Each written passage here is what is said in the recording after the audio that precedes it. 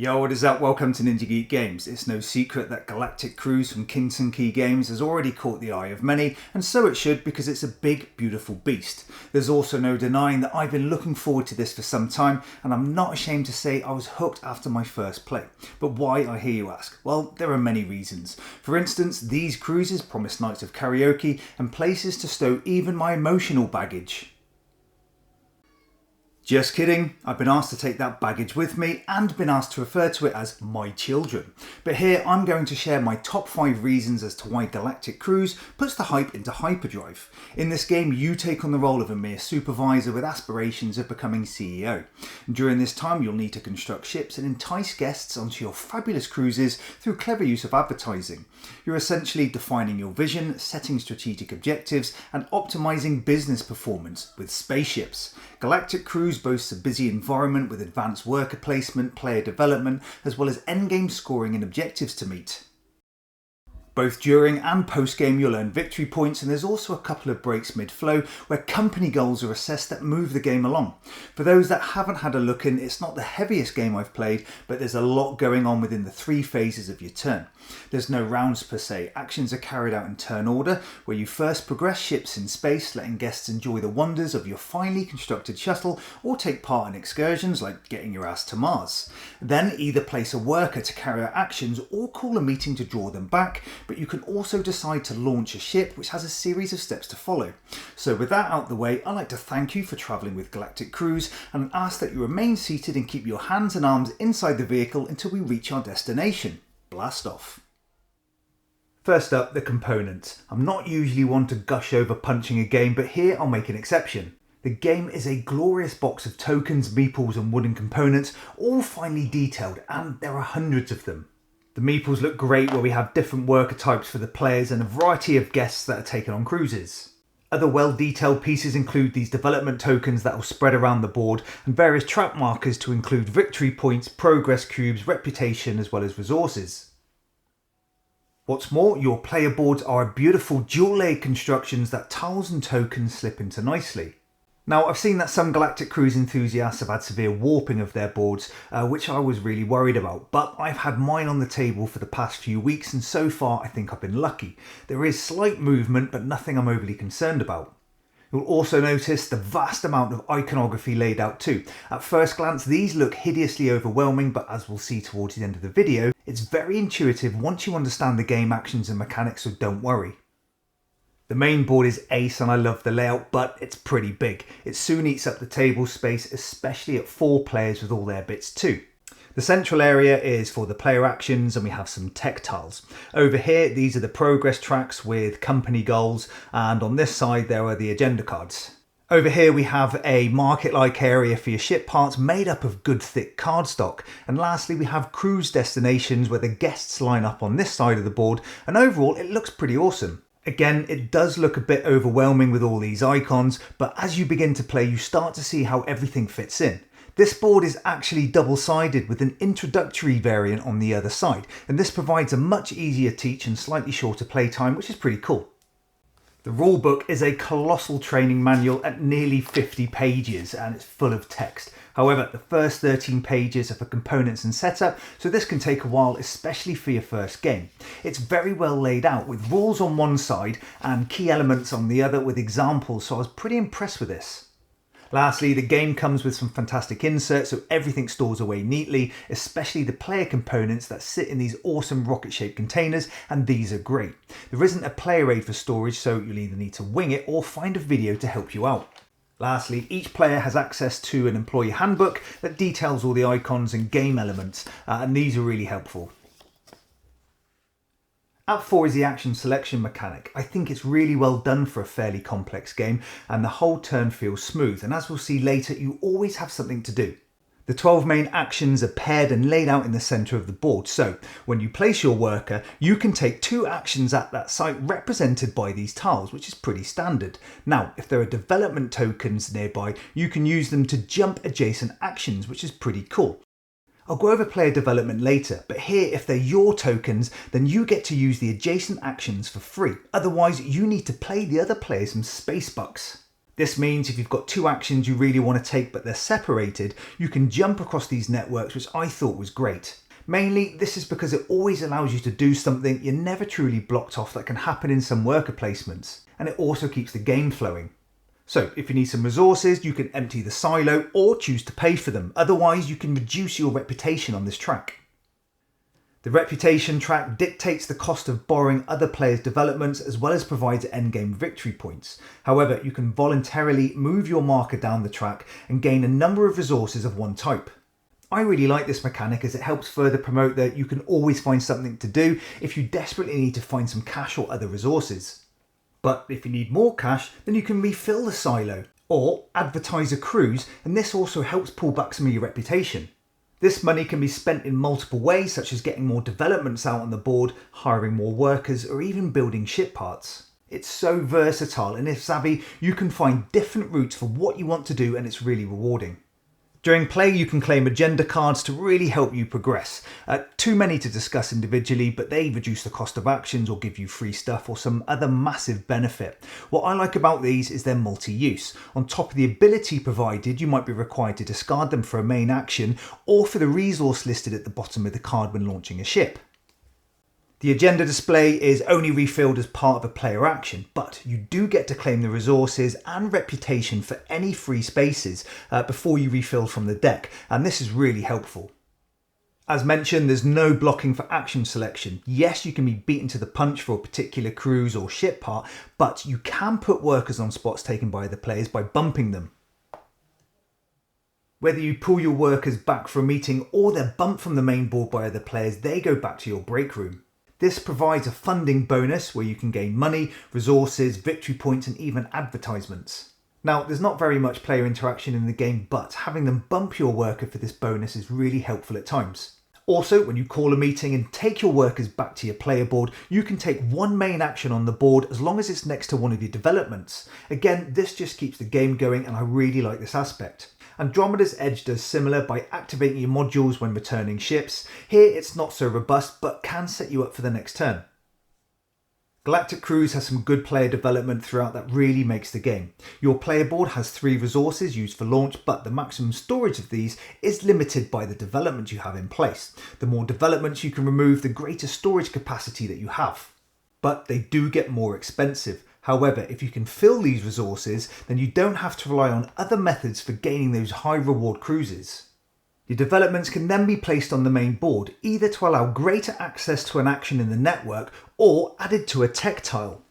Again, you can use tech tiles claimed by the players, but it's going to cost you, so claim some of your own. As mentioned, you've got tiles on your board for funding bonuses, and you can choose which to activate when you call a meeting or a worker gets bumped. As we'll see later, launching a ship allows you to remove one of these from your board. The funding bonus reveals a better version of what they already do, but these ones give you a big one-off bonus, so choosing what and when to activate is based on what you need at that time. Do you go all in or play it cool for some time? Now, these 4 tiles and some of your developments are used in the equation for hiring your expert workers. The more that are removed, the cheaper they become. Now, gaining them obviously allows for more actions or an increased chance of bumping. But these newly placed workers also get access to a special ability, such as a greater funding bonus or reducing the cost of certain actions. Tidy. Now, these tiles can also make their way to destination areas during a cruise. Depending on where you position them, you'll get some ongoing special abilities. Now, doing this, along with expert worker abilities and tech tiles, does mean your passive skills can somewhat be lost in a sea of actions and cards. Therefore, you can find it difficult to remember where you've gained these effects and abilities, which can be frustrating 2 turns down the line, where a hard fought after oxygen for a cruise could have been given freely by a tech tile, so take note. For a heavy Euro, you don't really get the chance for some big combo turns. It's not disappointing as it sounds, because what I've learned is that you're essentially setting up for future actions. One big turn of gaining a load of resources may set you up for that long cruise that generates a ton of victory points, or placing a development in the network, providing cheap access to 2 actions to keep you busy for a while. One thing that stands tall here is the variability and replay value of the game, and I think it's outstanding. Firstly, when playing the introductory scenario, the actions are printed on the main board, so things that go together are close, helping you learn how to plan turns effectively. But for a standard game, all 12 actions are randomly placed at setup. This means you have to find ways to link your actions together, and this efficient playstyle is great fun, not to mention highly rewarding. In every game this will be different. Not only that, Galactic Cruise has multiple areas where this is true. Guest bonus tokens provide rewards thanks to guests during a cruise, and these are randomly assigned from a larger pool. Only one expert worker ability is used every game, so whilst you were getting cheap actions for this worker in the last game, the next will be something completely different. The tech tiles also come from a pool, and at setup players get to place development tokens in the network, so you're already drawn to playing in that area early on. At 2-player you'll have NPCs bumping your workers, and this neutral player will have taken some development placement locations just to spice things up. Aside from the varied action combos, the other major change each game has is with the company goals. These come in the form of a tile showing objectives that everyone needs to work towards to score victory points and move the game along. Meet the condition of 1 or launch a ship and you place progress cubes in the track. These goals include having a certain number of developments in play or ship segments built in your play area. Each tile has 3 goals, and as you meet the requirements of these, you might make it difficult for other players to do the same, which is clever. Therefore, this tracker, which triggers mid-game scoring, will fill at different rates both from the company tile and cruises that have launched, so it becomes a very important part of the game. This is because you earn VP for how many cubes you have present, where reputation joins in and you multiply it by how many icons are visible here. As the game goes on, each of these tiles gets completed sequentially, and this triggers the endgame. So this, the layout of the actions, tech and tokens, provide a truly unique experience every game. Blast off. Lastly, we look at ship creation and launching. During play you'll be collecting blueprints and spending cash to build these as segments for your ships. Generally, these will be based on what cruises you've advertised or claimed, and this is an exciting part of the game. Actions allow you to claim cruises and assign guests that first require advertisements, so you've got a bit to do, but these guests pay for your troubles. Ship parts both come as blueprints and a cockpit engine pair, so you can have a few ships on the go at the same time. Construction this way provides a one-time benefit from the engine and a scoring element from the cockpit at launch, so the pair you pick may need some analysis as what's best for you at the time or going forward. When you launch, you move your worker up a number of steps and mark your ship with a cruise, and also assign guests to cabins. You then need to spend a number of resources. Fuel is how long the cruise will take, oxygen is per ship segment, and food is for all the guests and the pilot. Do not forget this. Your cockpit scores VPs, and this becomes rolling for each lawn, and you place one of your bonus tiles we talked about earlier in the engine. Each turn you move your shuttle through space. Guests provide a variety of bonuses like advertisements or other resources if you can match them to a specific ship segment, and this should be worked out before your launch or your guests will be very bored. If they visit a destination, you may need to pay more advertisements to take your guests on an excursion, but you do get more VPs, especially if you place one of your tokens in this area.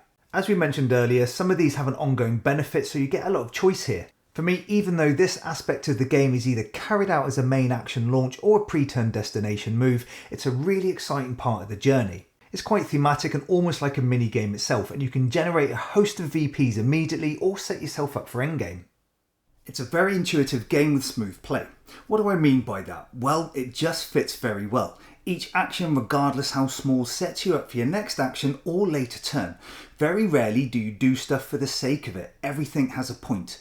There is little player interaction, but I felt it a very interactive experience and enjoyable at all player counts. Solo play is brilliant. A new full set of rules to learn, another 8 pages or so, but it's great. You use an autumn or an NPC, so again it becomes very interactive. I would have liked a separate solo rulebook or player aid, but once learned I recommend playing the hardest difficulty as I'm fairly confident for a win at the lower levels. The intro variant is perfect for gently inserting players into a seemingly foreboding game, but it does exactly what it's supposed to do, teach the game easily and provide a great experience and want for more. However, the deeper you go, the more prone you are to analysis paralysis. What cockpit engine combo to go for, where to place developments, which bonus tile to remove from your player board. I say do what's best now, think about the rest later, especially at first. Here you're trying your best to play as efficiently as possible, but don't want to get bogged down. Yes, there's a lot of moving parts, but it's not too difficult to keep track of. From components to gameplay, it's an absolute blast, pun intended. This year, my two favourite games are SETI and Galactic Cruise by a landslide. I do prefer the SETI theme, but the variability and replay value of Galactic Cruise and the action selection mechanic is far superior. It's certainly a top spot for worker placements on my shelf. There's a ton of ways to get in-game VPs and of course from company goals and the mid-game awards, but I like the way the end-game scores are handled too. I've played some Euros and worker placements where you just get VPs for showing up, but here it relates to specific actions that you've taken during play, that costly ship segment or the order in which you remove development tokens. In summary, it's daunting at first but surprisingly easy to learn. You shouldn't get stuck forming efficient turns, it's certainly not handed to you on a plate, but you have to work for it. But the networking and player development you get are a great concept that fully support this. But beware, at full player count it's a long game. Don't let this put you off. It builds speed from fulfilling progress tracks and launching ships that take time to initiate, but it doesn't feel a grind. Why? Because you always have something to do. Thanks for watching. If you enjoyed the video, please like and subscribe to the channel. This is Ninja Geek Games. Cheers.